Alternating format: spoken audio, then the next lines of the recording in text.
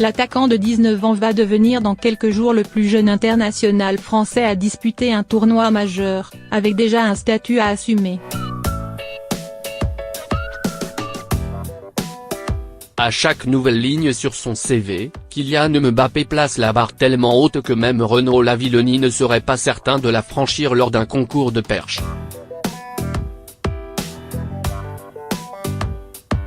Pêle-mêle.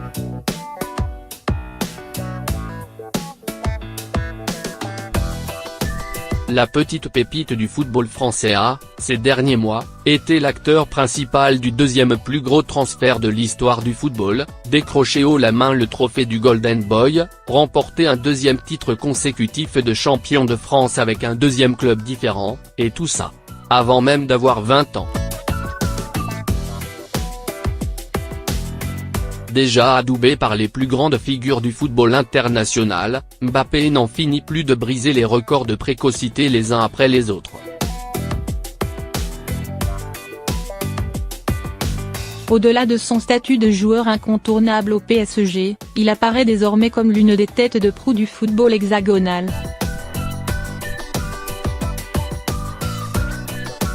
Pour s'en rendre compte, il n'y avait qu'à écouter la clameur assourdissante qui s'est emparée du Groupama Stadium de Lyon le 8 juin dernier quand le visage du joueur est apparu à l'écran pour annoncer sa titularisation avant le dernier match de préparation de l'équipe de France.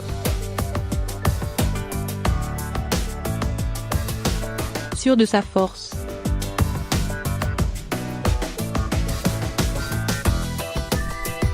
Face à une pâle équipe des États-Unis, les Bleus, en manque de fraîcheur après de grosses séances physiques effectuées la semaine dernière à Clairefontaine, se sont embourbés dans un jeu complètement stérile.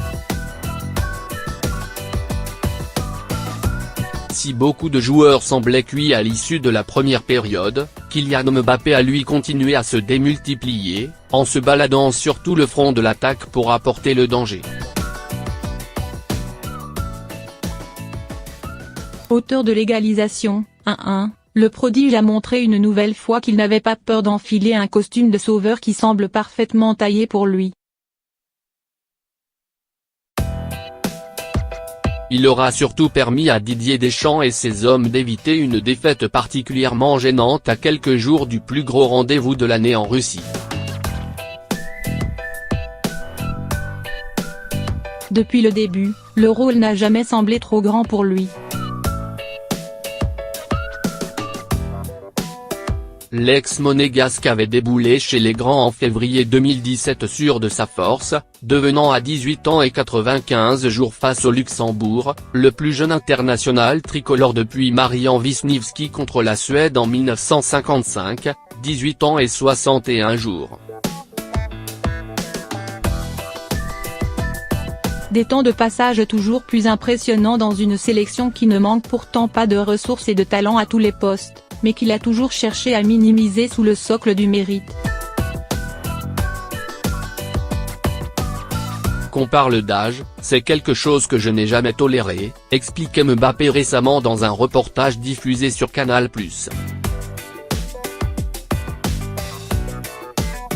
Moi j'ai toujours dit, si t'es bon, tu joues, si tu n'es pas bon, tu joues pas. Il n'y a pas de t'as l'âge ou t'as pas l'âge. Ça ne veut rien dire ça.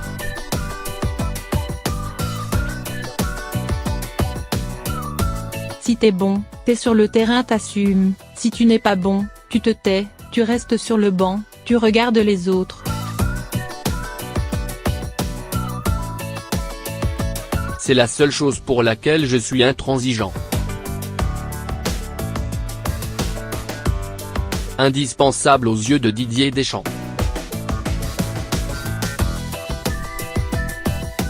Sélectionneur des U19 lors du sacre de la génération Mbappé et récemment nommé à la tête de la même catégorie d'âge aux Émirats Arabes Unis, Ludovic Batelli ne s'était pas vraiment étonné de ses capacités d'adaptation.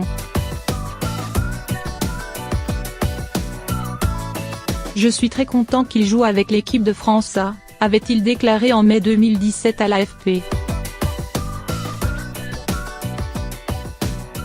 Quand vous lui ouvrez la porte, vous ne le revoyez plus. Il s'est engouffré, il se faufile, c'est parti. Je suis très heureux, très fier de l'avoir eu et de ce qui lui arrive. Si les joueurs peuvent aller très vite en haut, tant mieux.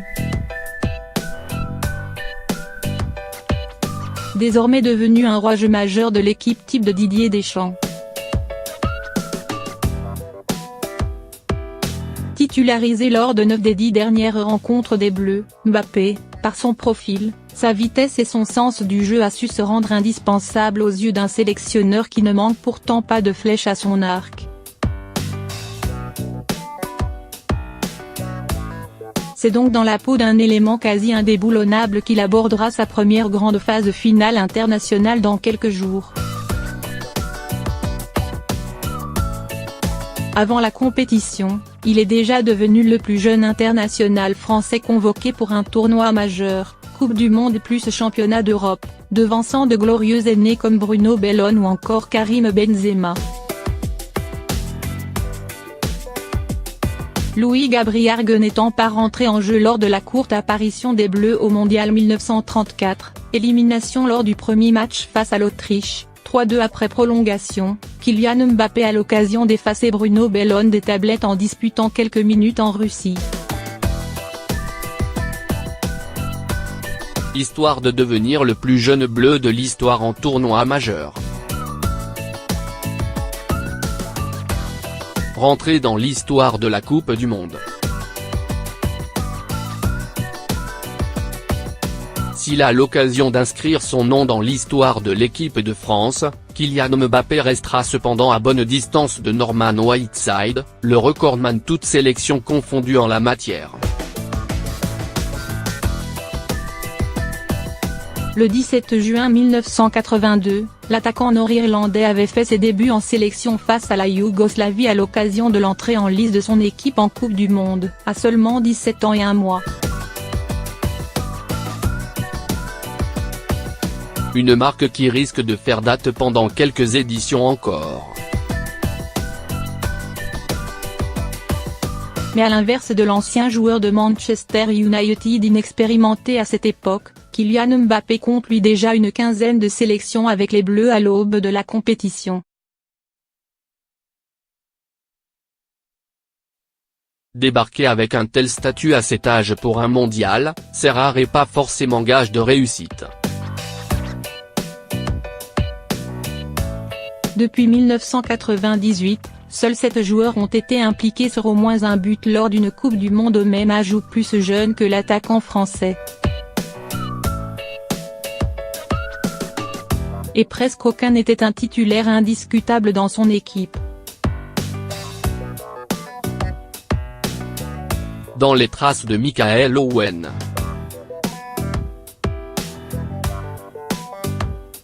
Parmi les joueurs des principales nations européennes des 20 dernières années, l'exemple Michael Owen semble être le plus pertinent pour analyser celui de Mbappé. L'international anglais a débarqué en force chez les Trillions au printemps 1998. À l'époque, le joueur de Manchester United compte seulement une année chez les pros, mais est déjà bien installé dans un rôle de titulaire, 36 matchs en Premier League 1997-98e, 18 buts. S'il ne démarre pas la compétition avec le 11 de l'Angleterre, il gagne sa place en trouvant le fond des filets lors de sa deuxième rencontre face à la Roumanie après être entré en jeu.